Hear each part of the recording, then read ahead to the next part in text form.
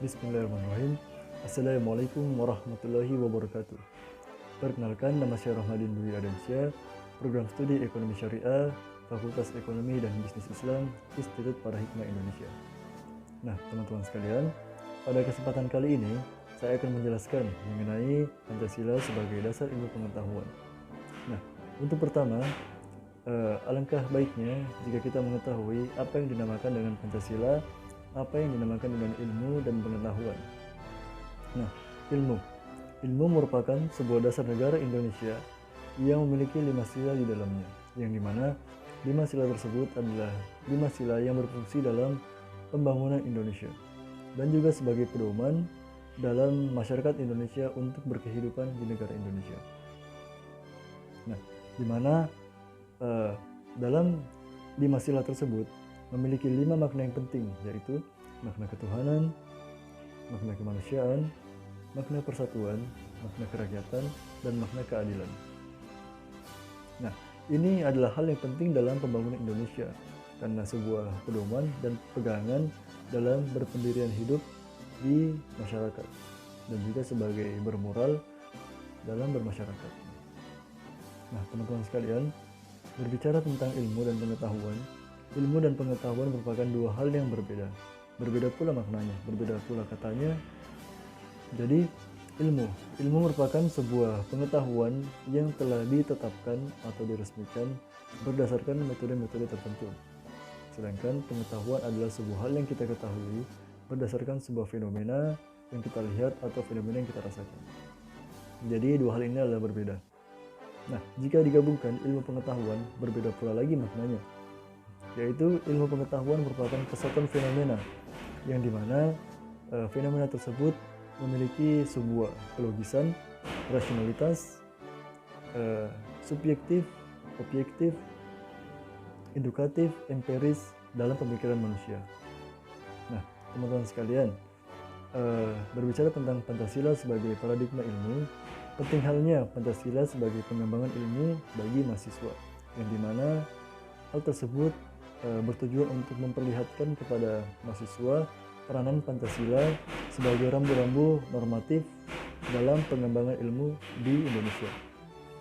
Nah, konsep Pancasila juga pernah dikemukakan oleh profesor dari Universitas Gadjah Mada, yaitu Profesor Notonagoro, yang dimana konsepnya juga dikutip oleh Profesor Kosnadi, yang dimana beliau berpendapat bahwa Pancasila merupakan sebuah pegangan dan pedoman untuk pengembangan nilai usaha pengetahuan yang digunakan sebagai asas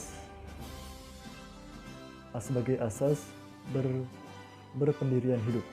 Nah, maksudnya teman-teman adalah dalam konsep beliau maksudnya adalah Pancasila ini merupakan sebuah pegangan dan pedoman, yang dimana pegangan dan pedoman tersebut harus diimplementasikan dalam sebuah kehidupan bermasyarakat, yang dimana dalam sebuah pedoman tersebut ada unsur ketuhanannya, ada unsur kemanusiaannya, ada unsur persatuannya, ada unsur kerakyatannya, dan ada unsur keadilannya. Jadi semuanya harus diimplementasikan dalam berpendirian hidup. Nah, teman-teman sekalian, Pancasila sebagai ilmu pengetahuan. Nah, dalam 5 sila dalam Pancasila itu penting halnya juga diikuti oleh perkembangan zaman dan teknologi, di mana perkembangan zaman dan teknologi harus berkaitan dengan atau berhubungan dengan Pancasila. Nah, di mana Pancasila ini adalah hal yang baik jika diikuti oleh perkembangan zaman tersebut atau perkembangan teknologi di Indonesia. Nah, dengan majunya atau berkembangnya teknologi Indonesia berdasarkan Pancasila, maka kita juga bisa mempertahankan kekayaan dan juga kemajuan yang ada di Indonesia tersebut, dan juga sebagai tantangan dalam perkembangan zaman. Nah, oleh karena itu Pancasila dan juga iptek atau ilmu pengetahuan teknologi memiliki hubungan yang kohesif. Nah, teman-teman sekalian, kesimpulannya adalah eh, Pancasila sangat berperan penting dalam sebuah negara Indonesia, dan rakyat Indonesia juga sebenarnya harus mengikuti atau berpedoman pada Pancasila, yang dimana kita harus mengimplementasikan nilai-nilai atau makna-makna penting yang ada di Pancasila. Nah, kemudian yang berkaitan dengan teknologi.